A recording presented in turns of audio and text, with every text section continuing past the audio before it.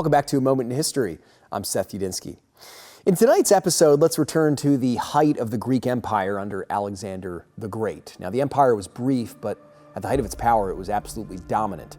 In the year 334 BC, Alexander was a young man. He'd won a great victory that year that marked the beginning of his dominance in the Mediterranean world. Let's go back to this epic clash between two ancient world rivals, the Greeks and the Persians, at the Battle of Granicus. Now, at Granicus, Alexander and his Macedonian army saw this chance to stomp on the Persians as an act of vengeance, actually, for the Persian invasion of Greece in the early 5th century BC.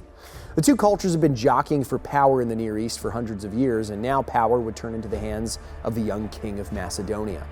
Alexander's army met a combined Persian force of Persian soldiers and Greek mercenaries who wanted Alexander's kingdom destroyed. The battle was brutal and intense, and Alexander himself was nearly killed after he was surrounded before a group of elite soldiers came to his rescue. Finally, the Macedonian cavalry crashed through the Persian line and destroyed huge sections of the Persian army while it was attempting to flee. The Persians lost 7,000 men in battle compared to the roughly 2,000 lost from the Macedonians. Many of the Greek traders who fought for the Persians were captured and placed into slavery in Macedonia. Now, for a man who was remembered as great, it should be noted that Alexander's rule was incredibly brief.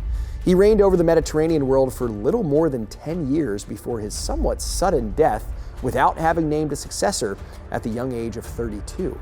Some historians believe he died from a disease, while others believe perhaps he was poisoned. Thanks so much for joining me once again for A Moment in History.